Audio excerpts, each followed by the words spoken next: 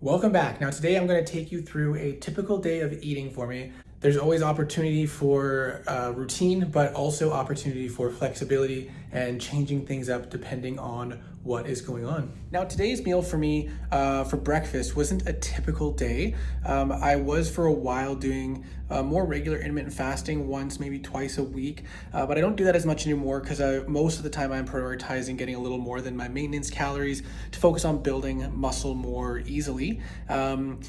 But sometimes I still do try to reduce my calories for a few days or a week, depending on if I feel like I'm getting a little more body fat than I would prefer to. And so I've kind of been doing these more mini cuts mixed in to overall keep my calories closer to maintenance over time, but still allowing a week or two at a time with a surplus. And I'm still kind of nailing down what I'm going to do long term. I do think I want to reduce my body fat a little bit more first, and then I'll be focusing more on the surplus again. Conveniently, it's summertime, so focusing on a bulk is not necessarily what I wanted to do at this time. But so for a typical breakfast, it'll be more like overnight oats is an easy one for me to do.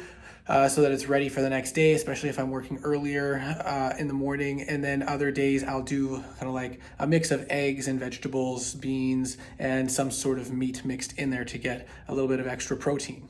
Now for today's breakfast, rather than doing intermittent fasting, because I did have a pretty big workout last night, I wanted to get my protein in the morning right away. So I went with salmon fillet, about 110 grams, plus about a quarter cup of cottage cheese, dry curd, for a total of 35 grams of protein. The next meal I made was with leftovers. I used some roasted potatoes and mushrooms with some onion and garlic, and then a bunch of leftover beef burgers, the keg burgers to be exact, from family dinner where most people don't finish their food. And then most days I'll have a protein shake, which generally I'll eat as a snack between breakfast and lunch.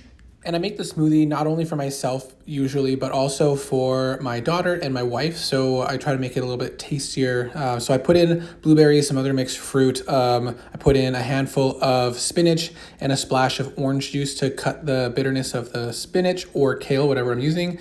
Then we'll add in some Greek yogurt, low sugar content, high protein, sometimes with fat. And then I put an avocado in there for some extra creaminess and the healthy fats that are in there. There have been studies that an avocado a day helps people with weight loss, so that's great. And then I'll put in about 3 or 4 cups of milk, which is spread between all of us. Sometimes I'll add a bit of water if I need to, and then I'll pour out some for my daughter.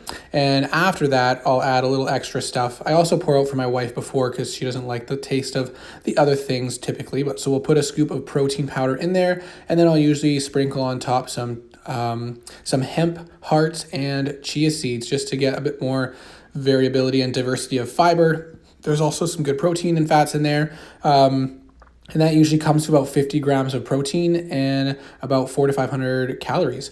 And then for dinner, I ended up having some ribs and some corn, and that was all I was really hungry for at the time. And then I had a snack later in the night as well, a protein shake. And then what I also do, some other options, is I like to have a variety of meal prep stuff ready in the freezer just in case. So for example, I got some out for the next day, which is now today. And because I had a busy morning and not much time to make myself anything, I decided to grab one for breakfast and one for lunch in addition to the smoothie that I did make this morning. And these meals prepped ahead of time, you can make 4 to 6 at a time pretty easily, and it saves so much time. And I can't believe I didn't start meal prepping sooner. So I've got the 2 fried eggs here, and just a tip, if you're gonna put eggs in a frozen meal, scramble them up small, don't fry them. It doesn't defrost well and it doesn't taste great after.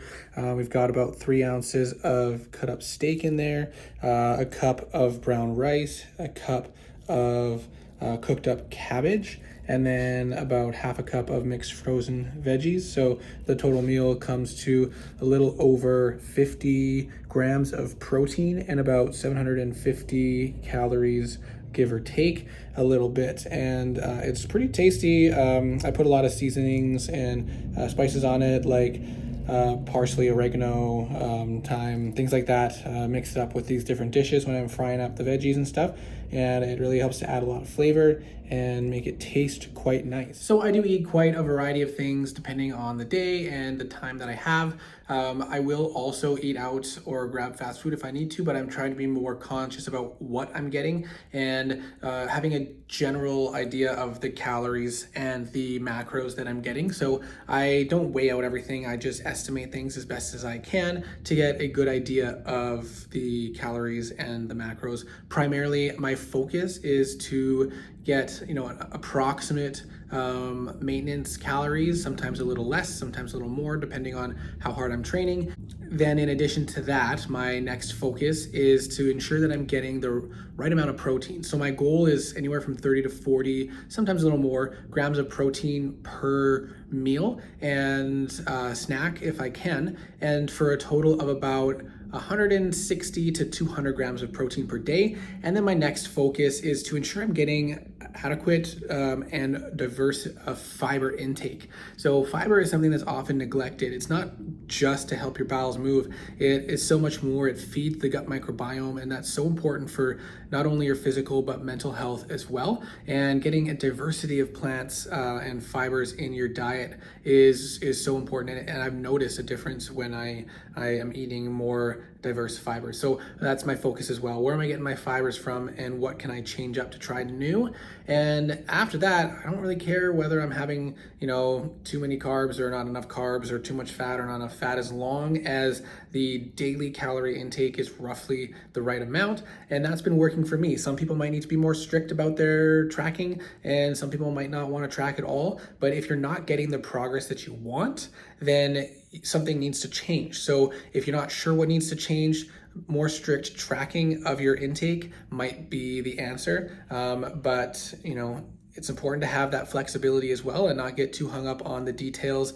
I think oftentimes nutrition is overcomplicated. It's important to have the foundations and the basics, and do the best you can to hit your goals. But a strict diet and strict nutrition every day, every meal, I don't think it's worth it. And I think it is maybe more harmful to us, with our mental health than the benefits might be. So I hope that this video was helpful, and I would really appreciate it if you enjoyed it. Give me a like, a comment, consider subscribing for more content, and I hope to see you in the next video.